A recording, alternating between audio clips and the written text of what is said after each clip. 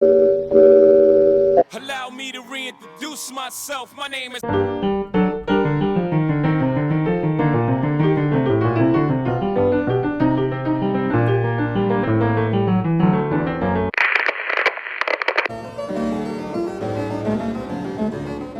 The reason why Baroque music has a particular tendency towards improvisation lies in its specific structural constitution as a musical language and style that heavily relies on syntactical elements that can be conceptualized, taught, learned and practiced as pre-manufactured ready-mades that in a second step can be arranged by innumerable combinations. And thus, sometimes you can hear people talk about Baroque improvisation as an art of combination, which I would conceive rather more like a craft than an art, because this implies and emphasizes more the aspect of being learnable, although creativity is of course a resource that plays into that.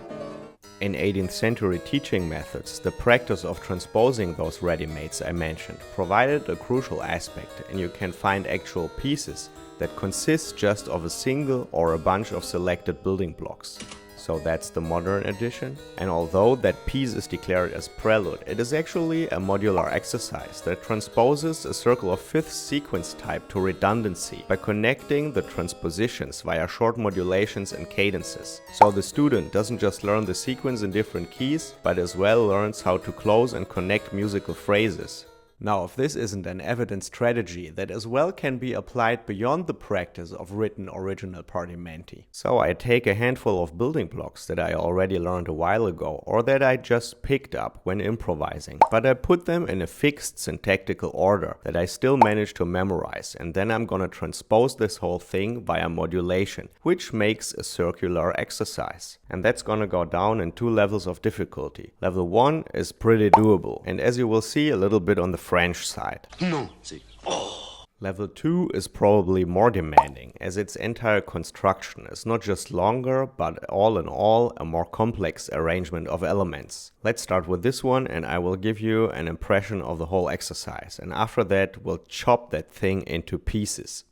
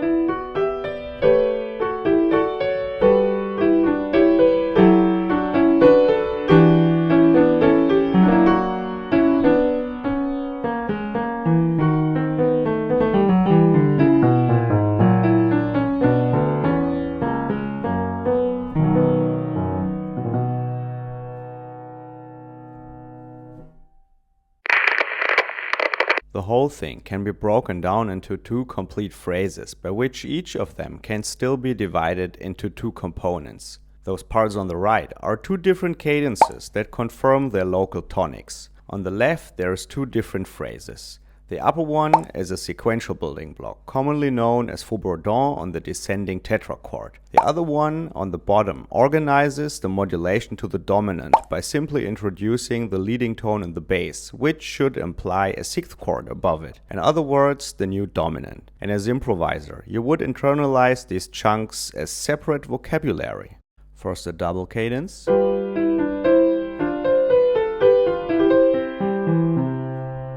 And I combine this with the faux bourdon.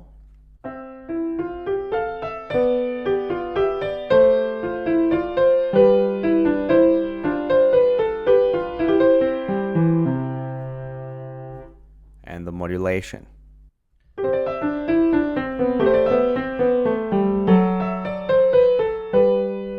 Plus cadence.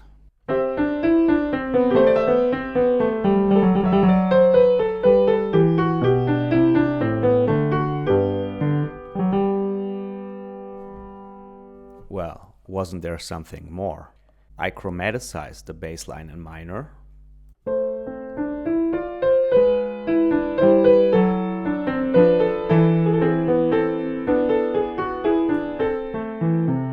And that salty thing, that was the double suspensions.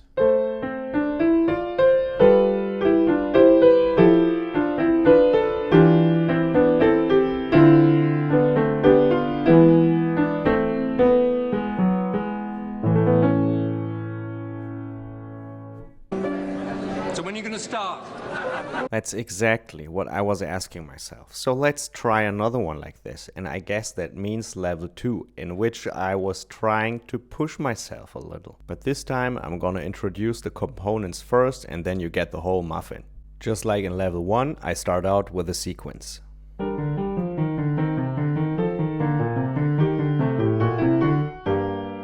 But I evade the cadence instead.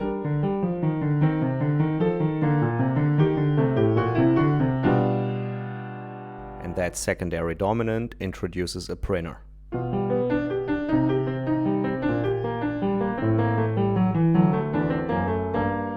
And that leads into a half cadence, but before I'm tonicizing the subdominant again.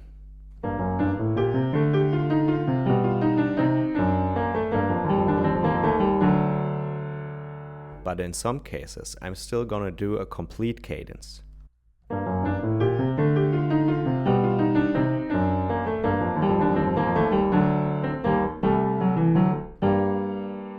And now it's time for the modulation. The